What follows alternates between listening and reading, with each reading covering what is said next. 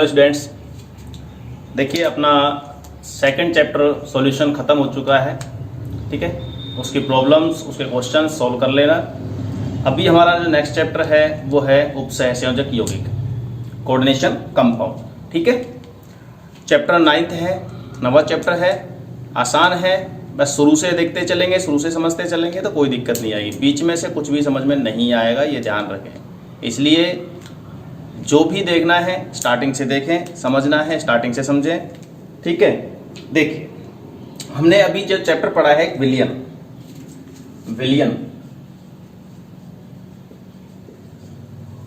वहीं से शुरुआत करते हैं इस चैप्टर की।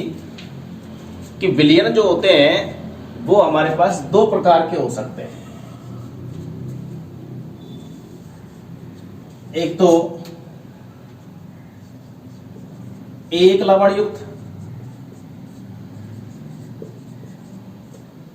और एक जिसमें एक से अधिक लवण हो।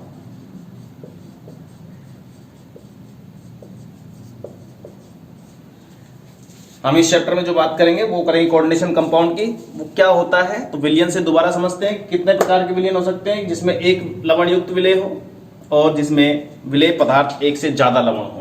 ठीक है, एक लवण युक्त विलयन जो है वो अगेन दो प्रकार के हो गए, जिनमें केवल एक प्रकार का धनायन व एक प्रकार का ऋणायन उपस्थित हो। ठीक है, और दूसरा टाइप क्या हो सकता है? जिनमें एक से अधिक प्रकार के धनायन व ऋणायन उपस्थित हो। ठीक है, अब वो कौन कौन से होंगे? जैसे एग्जाम्पल की बात करते हैं हम। एग्जाम्पल NaCl, CaCl2, MgBr2, ठीक है, और sodium sulphate, potassium sulphate etcetera. ठीक है, इनमें हम देख सकते हैं एक सोडियम, एक chlorine, calcium chlorine, magnesium bromine, sodium sulphate, potassium और सल्फेट आयन। इस तरह से एक एक प्रकार के धनायन और एक एक प्रकार के ही ऋणायन है। संख्या मत देखना, संख्या याद देखिए, क्लोरीन के दो हैं, दो क्लोराइड आयन हैं, तो ये मत समझना कि दो प्रकार के हो गए, एक ही प्रकार का क्लोराइड आयन है। देखिए नेक्स्ट हम बात कर रहे थे तो जिनमें एक से अधिक प्रकार के धनायन या ऋणायन उपस्थित होंगे वो कौन से? एग्जाम्पल जैसे सोडियम पोटेशियम सल्फेट। दूसरा एग्जाम्पल हम बात करें CaOCl2। ठीक है, इसमें देखिए Na+ है, K+ है और सल्फेट है। यहां देखिए कैल्शियम +2 आयन है, Cl- आयन है और ऑक्सीक्लोराइड आयन है। ठीक है, इस तरह से एक से अधिक प्रकार के धनायन या एक से अधिक प्रकार के ऋणायन उपस्थित हो सकते हैं, तो वो भी क्या होंगे? इस कैटेगरी के अंदर आएंगे, एक ही लवण है। ठीक है, इधर देखिए अगर एक से अधिक प्रकार की बात करें तो एक से अधिक प्रकार के में क्या आएगा? हम यहां पढ़ेंगे द्विक लवण, जिसको कह सकते हैं डबल साल्ट या बाइनरी साल्ट। और सेकंड हम पढ़ते हैं उपसहसंयोजक यौगिक।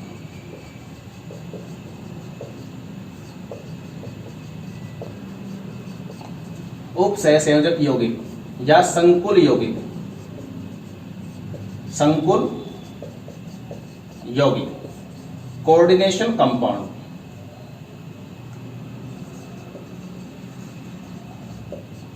कोऑर्डिनेशन या कॉम्प्लेक्स कंपाउंड। ठीक है। तो ये इस तरह से हम विलयनों को दो कैटेगरी में बांट सकते हैं, जिनमें से हमको स्टडी करना है ये वाला, जिनमें एक से अधिक प्रकार के लवण हो, उनसे मिलकर बनने वाले जो विलयन हैं वो द्विक लवण हो सकते हैं या संकुल यौगिक हो सकते हैं। हमको देखना है कि कौन सा द्विक लवण होगा और कौन सा संकुल यौगिक होगा। अब इसको एक बार एज इट इज उतार दो।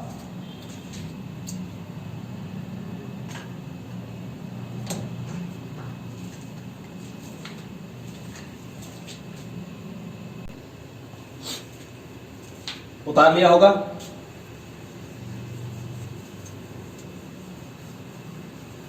तो हम कोई भी एक ऐसा विलयन बना रहे हैं जिसमें एक से अधिक प्रकार के लवण हों, तो वो कब तो बाइनरी साल्ट होगा यानी द्विक लवण होगा और कब वो एक संकुल यौगिक होगा, ये हमको पहचान करनी है। ठीक है। तो हम क्या करते हैं, एक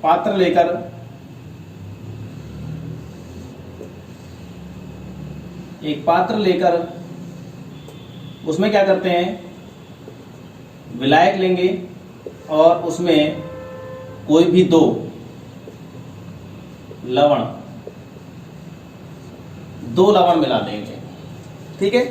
दो लवण युक्त विलयन बन गया। ठीक है। अब इसको क्या करेंगे, हम गर्म करेंगे।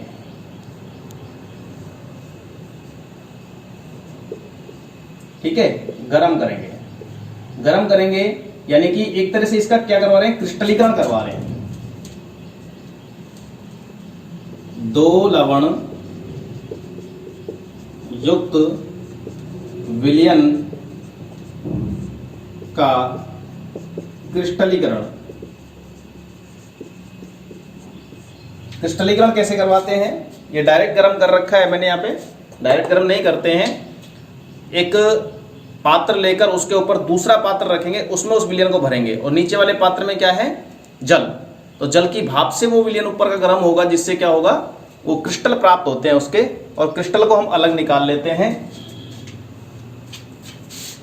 क्या किया, क्रिस्टल्स को अलग निकाल लिया। ये क्रिस्टल है। अब ये जो क्रिस्टल प्राप्त हुए हैं, ये दोनों यौगिकों के मिक्स होने से प्राप्त हुए हैं। दोनों यौगिकों के मिक्स होने से जो एक नया यौगिक बनता है, इसे कहते हैं अपन योगात्मक यौगिक। क्या कहते हैं, योगात्मक यौगिक, यानी कि एडिशन कंपाउंड।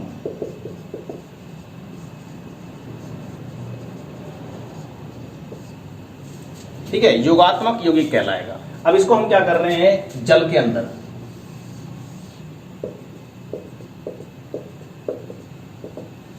क्या लिया, इसमें हमने जल के अंदर इसको घोल दिया। जल के अंदर घोलने के बाद अब हम क्या करेंगे, इसका जो विलयन बना है उसका व्यवहार चेक करते हैं, प्रकृति चेक करते हैं। योगात्मक यौगिक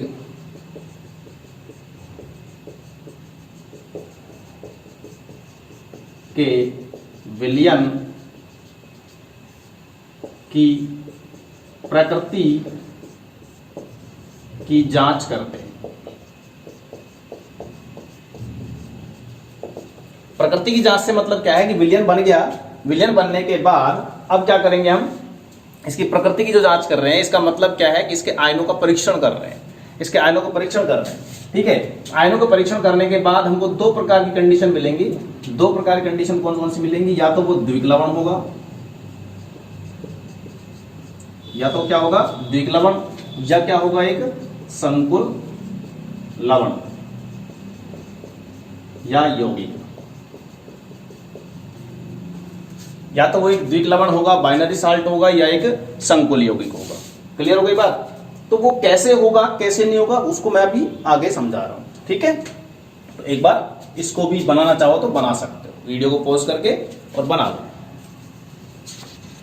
इस तरीके से हम किसी भी यौगिक के जो बाइनरी साल्ट जो है, दो लवणों से जो यौगिक बनाते हैं, योगात्मक यौगिक, उससे प्रकृति कैसे जांच कर रहे हैं, क्रिस्टल कैसे बनाएं, वो चीज तुम्हें यहाँ पे मिल जाएगी।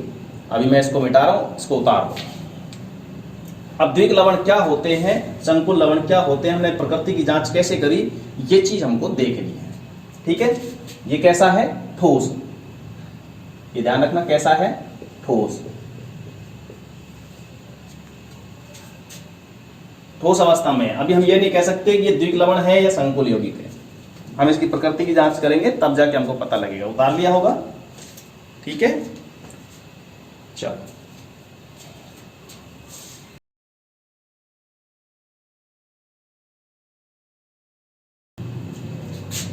तो हमने एक साइड लिखा द्विक लवण और एक साइड लिखा संकुल यौगिक, यानी उपसह संयोजक यौगिक।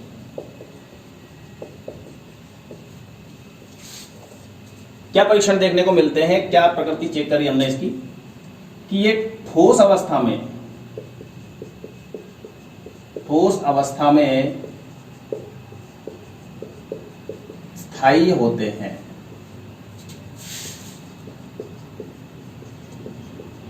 अर्थात अपनी पहचान बनाए रखते हैं।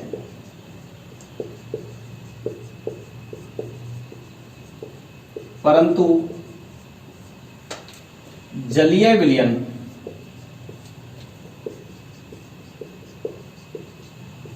में अपनी पहचान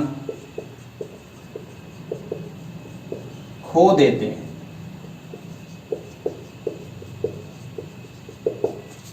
अपनी पहचान खो देते हैं मतलब क्या है?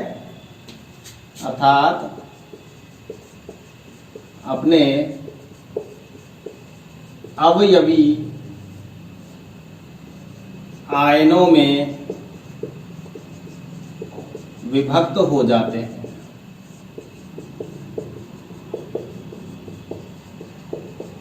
ठीक है, जैसे एग्जाम्पल की बात करें हम, फिटकरी का नाम सबने सुन रखा है।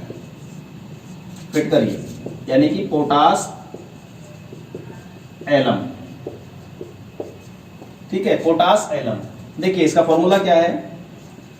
K2SO4 Al2SO4 का होल थाइस 24H2O। ठीक है, तो इस फॉर्मूला को देखने पे हमको क्या पता चल रहा है कि ये पोटेशियम सल्फेट और एल्यूमिनियम सल्फेट, पोटेशियम सल्फेट और एल्यूमिनियम सल्फेट दो लवणों से मिलकर बना है। अभी जो हमने इससे पहले प्रोसेस की थी कि दो लवण लिए और दो लवण लेके उसको क्रिस्टलीकरण करवाया, तो क्रिस्टल से प्राप्त हुआ मान लीजिए हमको फिटकरी। अब हमको ये पहचानना है कि ये द्विक लवण है या संकुल यौगिक है। हमने क्या किया, इसको जल में घोला, जल में घोल के इसका परीक्षण किया। परीक्षण करने पर यह क्या करता है, K+ आयन, Al+3 आयन और सल्फेट आयन का परीक्षण देता है।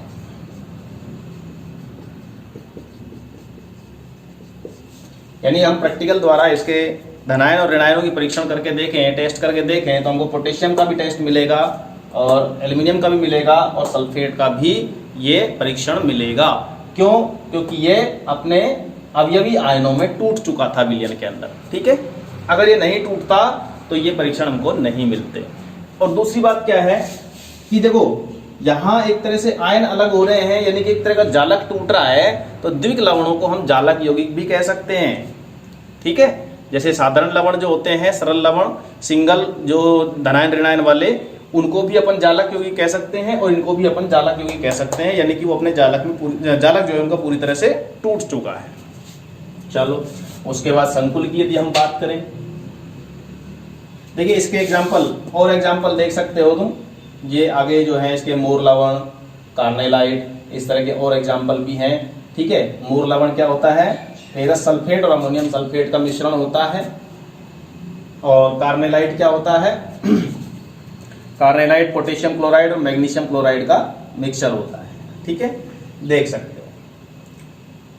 तो चलो आगे देखते हैं हम संकुल यौगिक। संकुल यौगिक क्या होते हैं? देखिए ये क्या कर रहे हैं, ठोस अवस्था में तो स्थायी है, लेकिन जलीय विलयन में या गलित अवस्था में ये स्थायी नहीं है। जलीय विलयन में हम इसको ऐसे यहाँ पे या करके लिख सकते हैं गलित अवस्था, पिघला दिया जाए। जबकि संकुल की बात करें तो ये अपनी ठोस एवं जलीय विलयन यानी कि कोई भी विलायक लिया, जल लिया है जैसे मैंने, तो जलीय विलयन या गलित अवस्था दोनों में स्थायी होते हैं। दोनों ही अवस्थाओं में स्थायी होते हैं। मतलब क्या है, समझ गए होंगे कि ठोस अवस्था में तो स्थायी होते ही होते हैं प्रत्येक यौगिक, लेकिन जब उसको विलयन बना दिया जाए या गला दिया जाए, पिघला दिया जाए, तो वो अपने आयनों में विभक्त तो नहीं होता है, यानी कि अपने अवयवी आयनों में नहीं टूटता है, तो वह कहलाता है कि वह अपनी ठोस अवस्था में भी स्थायी है और जलीय विलयन या गलित अवस्था में भी स्थायी है, यानी कि अपनी पहचान बनाए रखते हैं। अर्थात दोनों अवस्थाओं में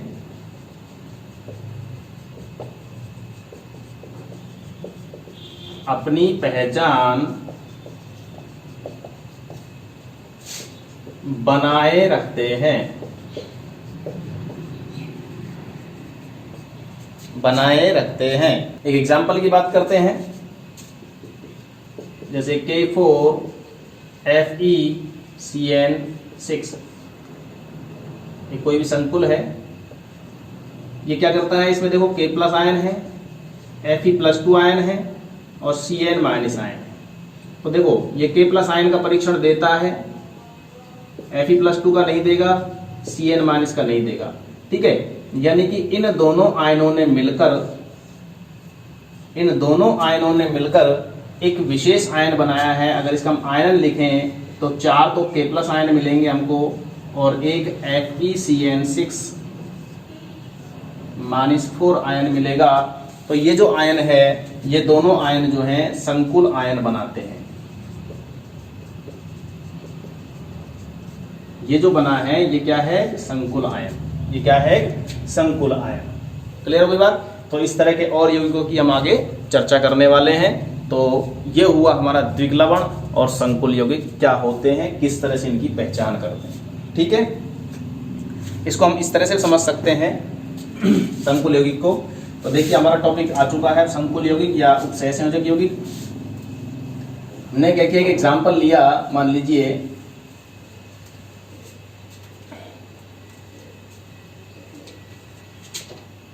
वो एक पात्र लिया, पात्र में हमने क्या डाल दिया, अमोनिया NH3। ठीक है, इसमें हम डाल रहे हैं NiCl2, जो कैसे रंग का होता है, हरे रंग का। कैसा होता है, हरे रंग का। जैसे ही इसको हम मिलाते हैं हमको क्या मिलेगा, एक नीले रंग का विलयन। कैसा मिलेगा, नीला रंग,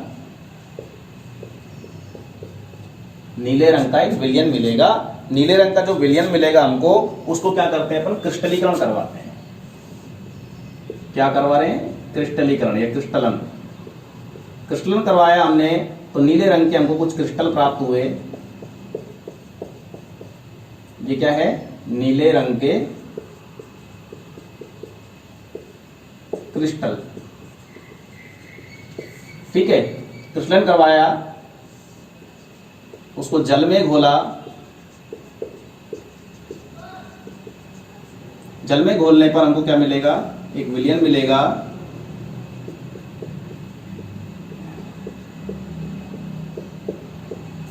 ये जो विलयन मिला है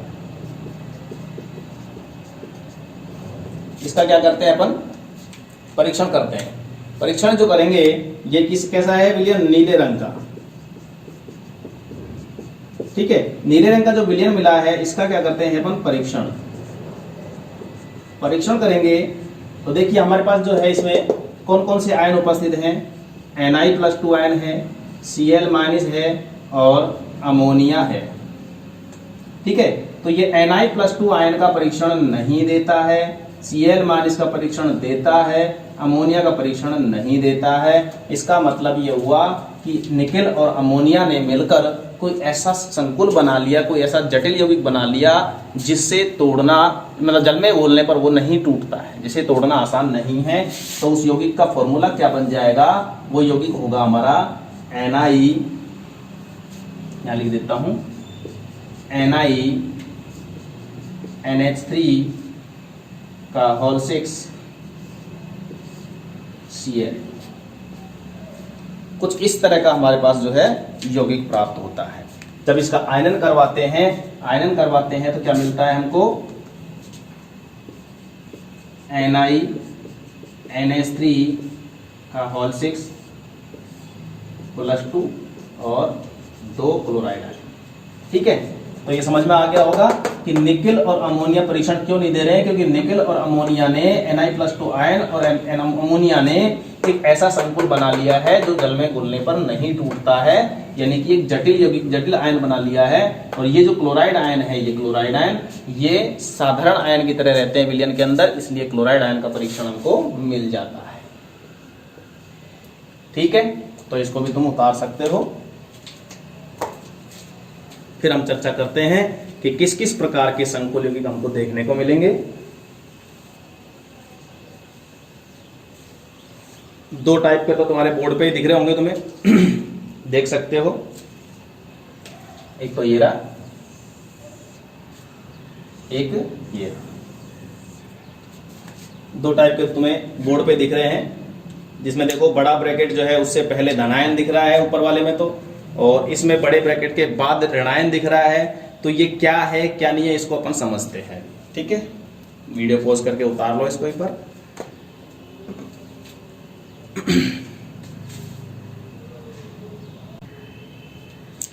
उतार लिया होगा।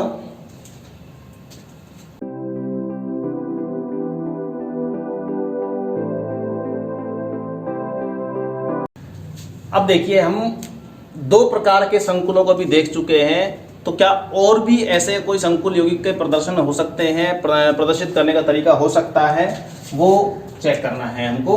ठीक है, तो हम हेडिंग डालेंगे संकुल यौगिकों यानी उपसेचन यौगिकों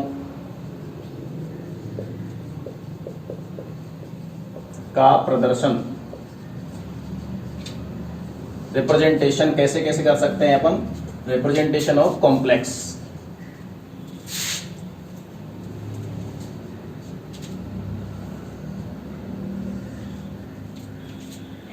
देखिए MLN,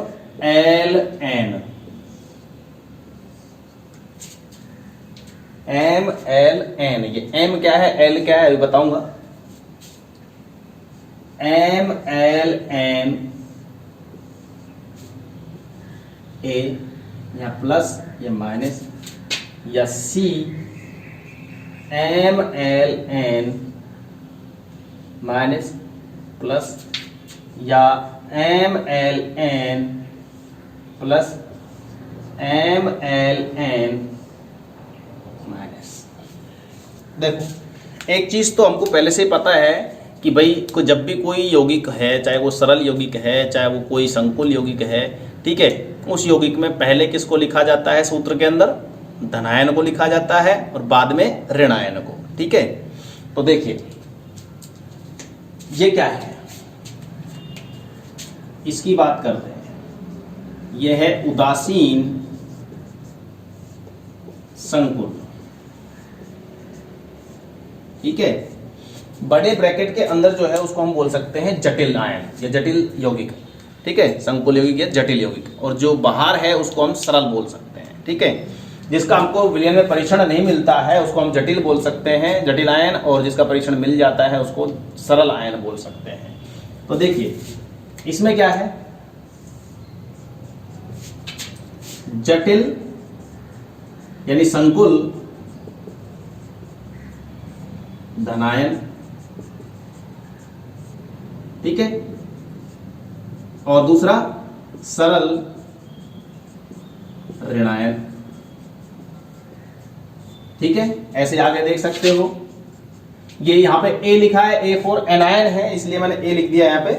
ठीक है, सिर्फ मेरा प्रदर्शित करने का तरीका है, इस तरह से कर दिया मैंने, कोई अलग नहीं है कुछ भी। A4 एनायन और C4 कैटायन। ठीक है, तो अलग कुछ भी नहीं है। दूसरा हम यहां लिख रहे हैं कि सरल तो क्या है, धनायन दिख रहा होगा, कैटायन, और जटिल ऋणायन।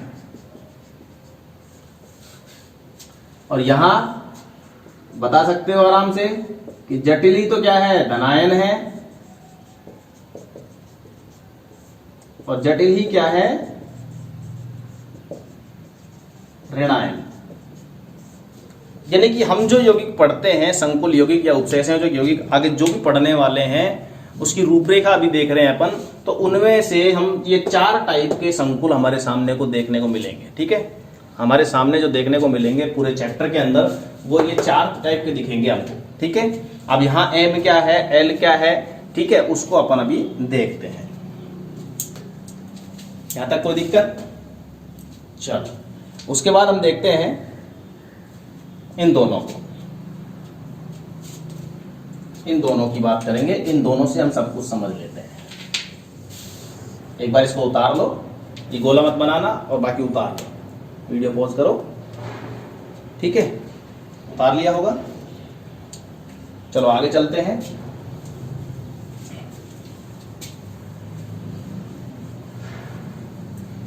अब हम देखेंगे ये एम क्या है, एल क्या है, बड़ा ब्रैकेट क्या है, ब्रैकेट के बाहर जो है उसको क्या बोलते हैं।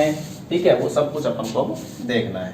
तो एक हेडिंग डाल देंगे, या फिर इस तरह से लिख लो, हेडिंग मत डालो। देखिए,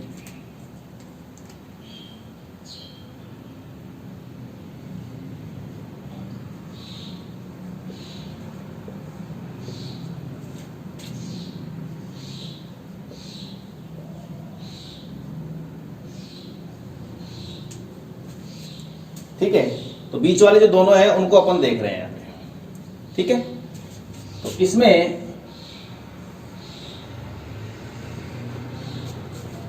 दो भाग कर देते हैं दोनों के।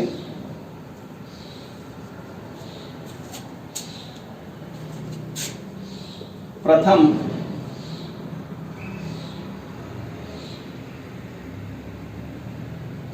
मंडल, द्वितीय मंडल। ठीक है, ऐसे यहां पे प्रथम मंडल और द्वितीय मंडल, फर्स्ट स्फीयर, सेकंड स्फीयर। ठीक है, तो यहां जो प्रथम और द्वितीय है, इससे मतलब क्या है हमको देखिए, इसको हम ऐसे लिखेंगे,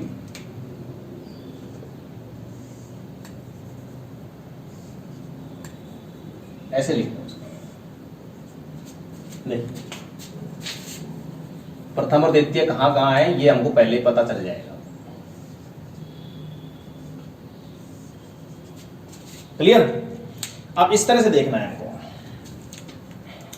आकर्षण की प्रथम सत्ता या प्रथम स्फीयर जो है वो ये है, सेकंड ये है, इसी तरह से यहाँ पे फर्स्ट और सेकंड। हम इनको बोलते क्या क्या है, देखिए, इसको हम बोलते हैं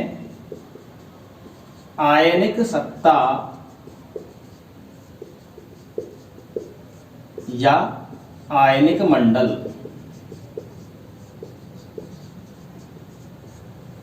ठीक है, इसको हम बोलते हैं,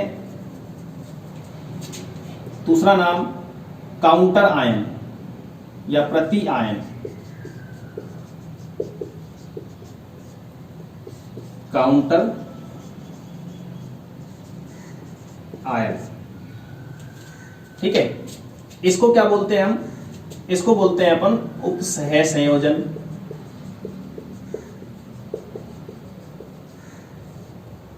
या समन्वय मंडल। ठीक है, मंडल को बोल सकते हो सत्ता। ठीक है, ये जो है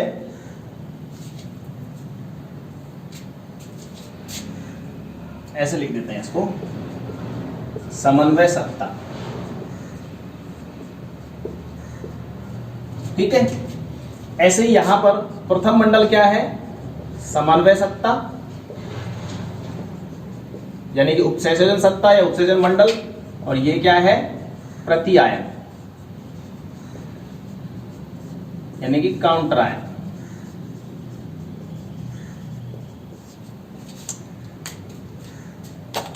उतार लो इसको और ध्यान से सुनते चलना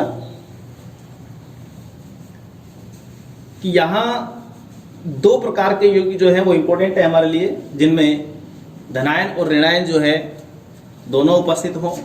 धनायन काउंटरायन हो सकता है या ऋणायन भी काउंटरायन हो सकता है, लेकिन धनायन या ऋणायन में से कोई भी एक कॉम्प्लेक्स आयन होगा, यानी कि जटिल आयन होगा। ठीक है, तो ये चीज ध्यान से समझ लेना कि जो बड़े ब्रैकेट के अंदर तुम्हें दिखता है, बड़े ब्रैकेट के अंदर जो तुम्हें दिखता है वो हमारा है समन्वय मंडल या समन्वय सत्ता, और बाहर जो आयन लगा हुआ है काउंटरायन, वो क्या है, वो धनायन या ऋणायन, उसको कहते हैं पर काउंटरायन। देखो काउंटरायन हमारे जो है इस चैप्टर में कोई ज्यादा मैटर नहीं रखता है, हमको सिर्फ और सिर्फ किस पे ध्यान देना है, जो बड़ा ब्रैकेट है इसके ऊपर। बड़े ब्रैकेट में क्या दिया हुआ है, समन्वय मंडल या समन्वय सत्ता। ध्यान रखें, मैं बार बार बोल रहा हूं क्योंकि हम अब इसी के ऊपर फोकस करने वाले हैं। अब हम आगे देखेंगे कि एम क्या है, एल क्या है और एन क्या है। क्लियर हो गई बात? चलिए,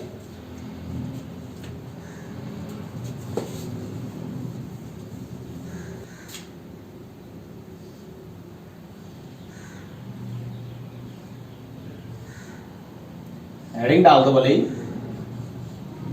समन्वय सत्ता का प्रदर्शन। समन्वय सत्ता का प्रदर्शन, representation of coordination entity, MLN। अब यहां कौन सा आवेश है, हो सकता है कि प्लस हो सकता है कि माइनस हो। ठीक है, प्लस माइनस एक्स लिख दिया मैंने। ठीक है, अब हमको यहां कौन कौन सी चीजें दिख रही हैं उन सबको एक एक करके स्टडी करना है। देखिए, हमको दिख रहा है यहां M, हमको दिख रहा है यहां पे L,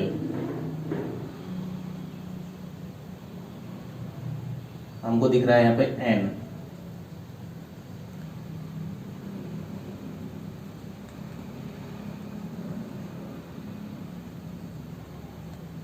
ठीक है, और हमको दिख रहा है यहां पे प्लस माइनस एक्स। और एक चीज और दिख रही है, बड़ा ब्रैकेट। बड़ा ब्रैकेट सिर्फ और सिर्फ संकुल आयनों को या संकुल यौगिकों को प्रदर्शित करने के लिए लिखा जाता है। ठीक है, चलिए अब यहां देखते हैं ये है क्या क्या। सबसे पहले हम देखते हैं एम। एम बराबर मेटल। मेटल मतलब धातु। ठीक है, एम जो शब्द लिखा है वो लिखा है धातु के लिए, यानी कि इसको हम बोलते हैं केंद्रीय धातु परमाणु ऑब्लिक आयन। ठीक है, central metal atom oblique ion. M क्या है समझ में आया? ध्यान रखें, अब तक जो हमने सहसंयोजक यौगिक पढ़े हैं उनमें केंद्र में सेंट्रल एटम जो होता है वो धातु भी हो सकता था और अधातु भी हो सकता था, लेकिन उपसहसंयोजक यौगिकों के अंदर विशेष बात ध्यान रखनी है कि ये केवल और केवल क्या होता है, धातु परमाणु होता है। और धातु परमाणु भी सभी तरह के धातु नहीं, कुछ विशेष धातुएं हैं आवर्त सारणी में से केवल वही होती है, उनके बारे में अपन इसको जब हेडिंग डालेंगे तो इसकी डिटेल में चर्चा करेंगे। तो क्या हुआ, एम केंद्रीय धातु परमाणु। ठीक है, चलिए उसके बाद सेकंड क्या है, एल। एल मतलब होता है लिगेंड। लिगेंड, ठीक है, लिगेंड क्या है भाई, ये लिगेंड जो है ऋणावेशित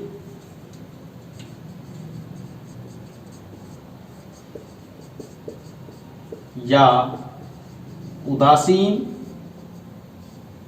ठीक है, ऋणावेशित भी हो सकता है, उदासीन भी हो सकता है, लेकिन एक इलेक्ट्रॉन धनी यानी जिसके पास इलेक्ट्रॉनों की अधिकता हो स्पीशीज। ठीक है, स्पीशीज क्या है मतलब परमाणु, यानी कि ये आयन हो सकता है या मतलब एकल परमाणु आयन, एकल या बहु परमाणुक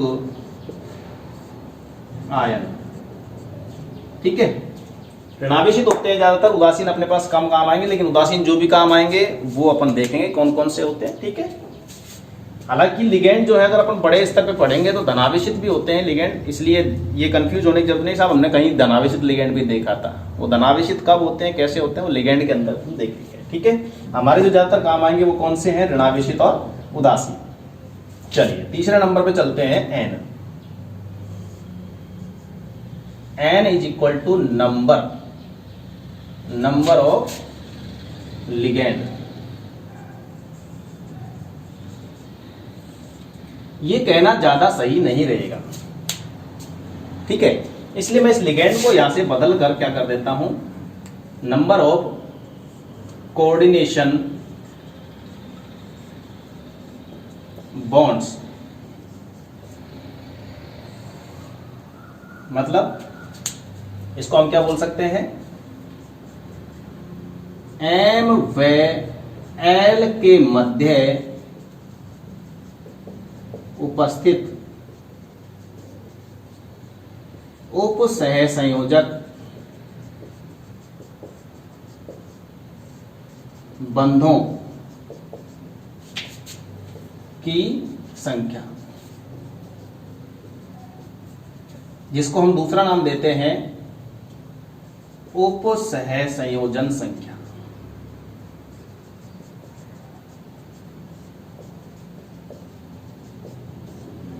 या समन्वय संख्या,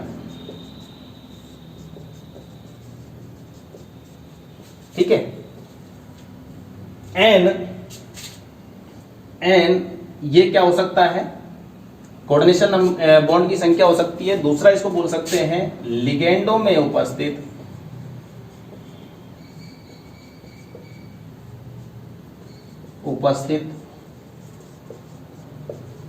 कुल इलेक्ट्रॉन युग्म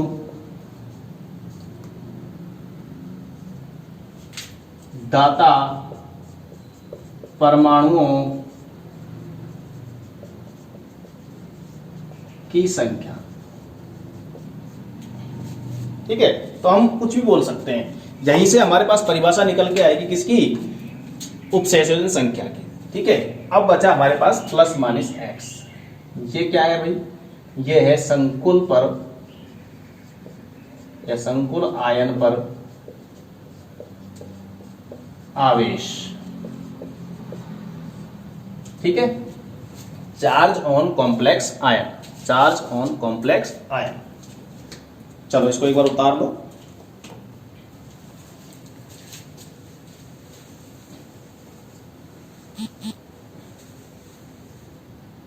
ऊपर नीचे जैसे भी तुम साइड में जैसे भी लिखना चाहो लिख सकते हो, लेकिन एम एल एन जो अपन ने बीच में लिखा है इसको बड़े रूप में लिखना, थोड़ा बड़ा करके लिखना और बीचों बीच लिखना, ठीक है।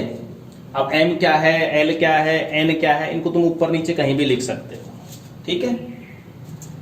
चलो वीडियो पॉज करके उतार लिया होगा मेरे ख्याल से। चलो आगे चलते हैं।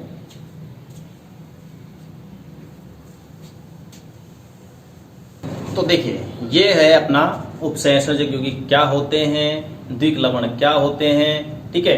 उसके बाद अपन देखेंगे क्या कि जो अपन ने उपसहसंयोजक यौगिक की जो है अपन ने अभी जो प्रदर्शन किया था उसके अंदर केंद्रीय धातु परमाणु, उपसंयोजन संख्या और लिगेंड ये क्या होते हैं, किस टाइप के होते हैं, कौन कौन से दाता परमाणु अपन ले सकते हैं, और धातु परमाणु जो है यानी धातुएं कौन कौन सी काम आती हैं, वो सब कुछ अपन अपने नेक्स्ट टॉपिक के अंदर करने वाले हैं, ठीक है।